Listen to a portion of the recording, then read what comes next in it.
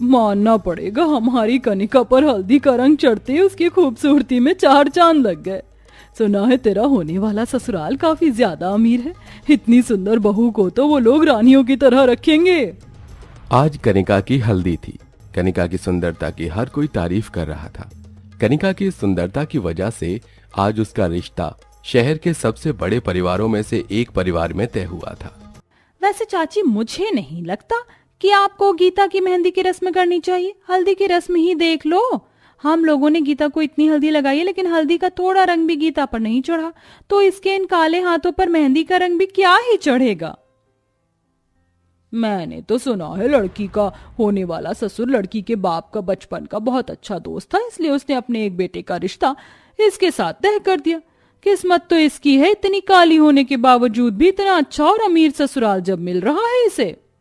अपनी हल्दी मेहंदी की रस्म में आए लोगों से अपने काले रंग के बारे में ऐसी बातें सुन बेचारी गीता को मन ही मन बहुत दुख होता है और वो रोते हुए अपने कमरे में चली जाती है। भले ही किस्मत ने कभी गीता और कनिका को आपस में न मिलाया हो, लेकिन अब इन दोनों की आने वाली जिंदगी एक ही घर में थी, जहां महेश और संगीता के बड़े बेटे सौरव की शादी सुंदर और गोरी कनिका से तय हुई, वहीं उनके छोटे बेटे हर्ष की शादी काली गीता से।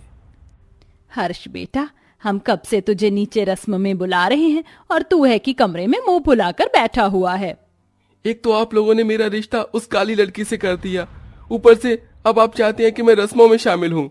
मेरा बस होता तो मैं तेरा रिश्ता भी बिल्कुल कनिका जैसी सुंदर लड़की से करती, लेकिन तू तो अपने पिता को जानता है ना।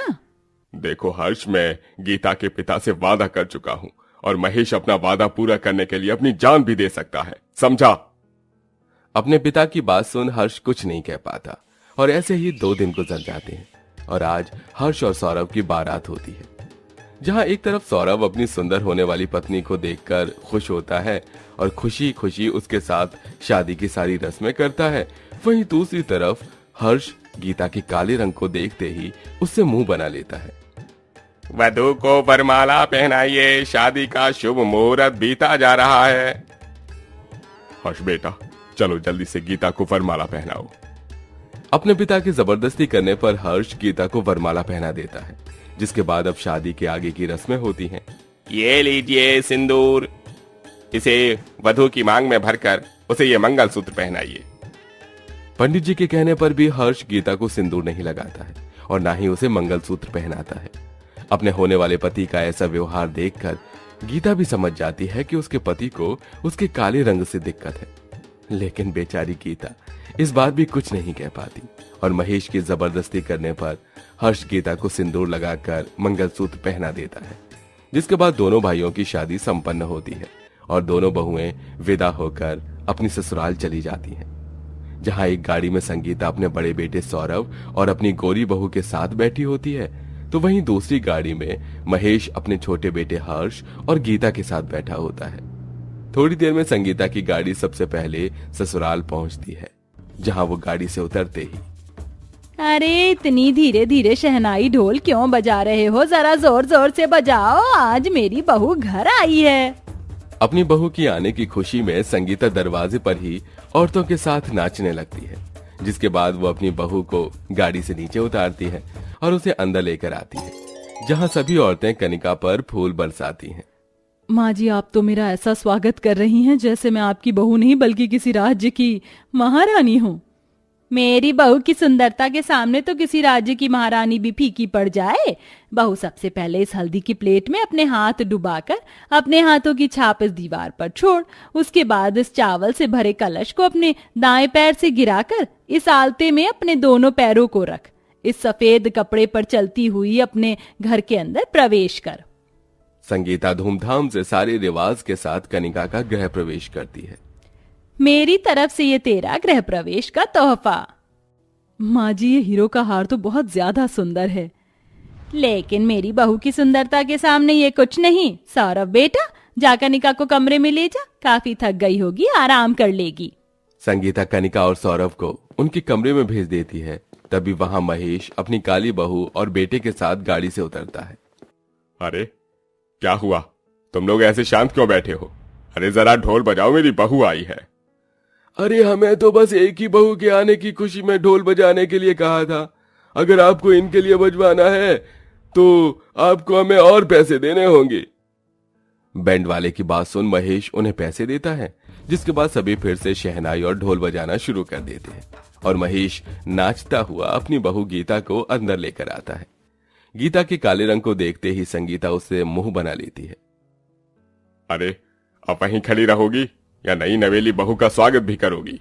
मुझे नहीं करना इस काली कलूटन का गृह प्रवेश। आपको ही शौक था ना इसे बहू बनाने का, तो खुद ही करिए इसका गृह प्रवेश। संगीता, तुम ये कैसी बातें कर रही हो? अभी तो तुमने अपनी गोरी बहू का गृह प्रवेश इतनी धूमधाम से करा, उसे तोहफा दिया और नाची भी, और अब अपनी काली बहू के लिए तुम ऐसा कह रही हो? अगर तुम्हें इतना शौक है तो तुम ही करो इसका गृह प्रवेश, मैं तो चली। अपनी सास का अपने प्रति ऐसा रवैया देख गीता को बहुत दुख होता है, जिसके बाद नर्मदा गीता का गृह प्रवेश करती है और उसे हर्ष के कमरे में ले जाती है। थोड़ी देर बाद हर्ष जैसे ही अपने कमरे में आता है, तुम्हारी हिम्मत कैसे हुई मेरे कमरे में आने की? निकल जाओ मेरे कमरे से। आपके साथ साथ ये मेरा भी तो कमरा है, मैं भला इस कमरे को छोड़कर कहाँ जाऊंगी? ये तेरा नहीं, सिर्फ मेरा कमरा है, समझी? निकल जा मेरे कमरे से। हर्ष गुस्से में गीता को कमरे से बाहर निकाल देता है। सुहागरात के दिन भी गीता को सारी रात अपने कमरे के बाहर ही बितानी पड़ती है। अगले दिन होते ही गीता तैयार होकर भगवान की पूजा पाठ कर अपनी रसोई की रस्म में लग जाती है। जहां गीता तरह तरह के पकवान बनाती है, वहीं कनिका अपनी पहली रसोई की रस्म में सबके लिए मैगी बनाती है। ये क्या कनिका बहू, तूने मैगी बनाई है? माँ जी, मैं मैगी बहुत टेस्टी बनाती हूँ, इसलिए मैंने सोचा मैं आप सबके लिए अपनी पहली रसोई की रस्म में मैगी बनाती हूँ। अरे और लाओ गोरी बहू, कुछ सीखो मेरी गीता बहू से। काली होने के बावजूद भी कितनी तरह तरह के स्वादिष्ट पकवान बनाए हैं इसने, न कि तुम्हारी गोरी बहू की तरह मैगी बनाकर ले आई है। महेश की बात सुन संगीता और कनिका का मुंह बन जाता है। शादी के बाद जहां गीता घर की सारी जिम्मेदारी को संभाल कर एक अच्छी बहू होने के सारे फर्ज निभाती है, वहीं कनिका दिन रात बस अपने मेकअप, शॉपिंग और पार्टीज में ही लगी रहती है। ये लीजिए आपकी चाय। तुम्हारी हिम्मत कैसे हुई सुबह सुबह अपना ये मनहूस चेहरा दिखाने की मुझे? जा, निकल जा मेरे कमरे से।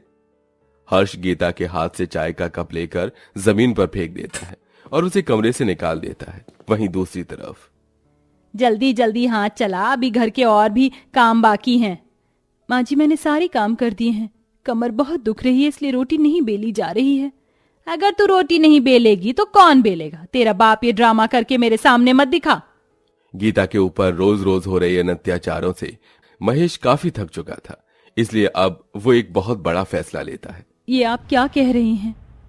जो मैं कह रहा हूँ सही कह रहा हूँ, इसी में ही तुम्हारी भलाई है, तभी इन लोगों को तुम्हारी अहमियत समझ आएगी।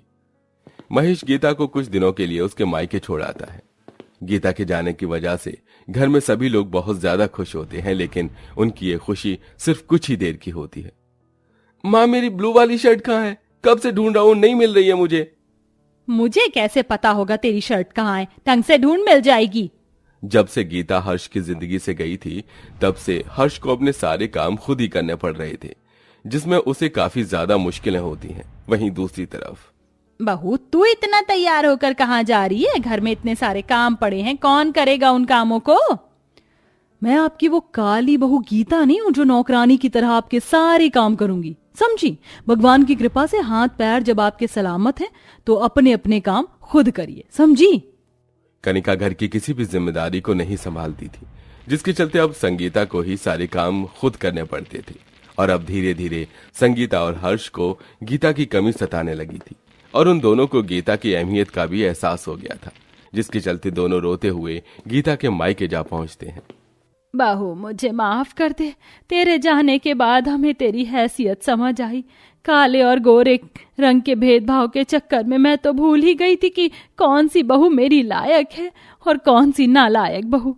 अपने ससुराल वापस आ जाओ। हाँ गीता, मुझे भी माफ कर दो, मैंने भी तुम्हारे साथ बहुत गलत किया है, लेकिन तुम्हारे जाने के बाद मुझे एहसास हुआ कि मैंने अपनी जिंदगी से कितनी अनमोल चीज को खो दिया। प्लीज अपने घर वापस आ जाओ।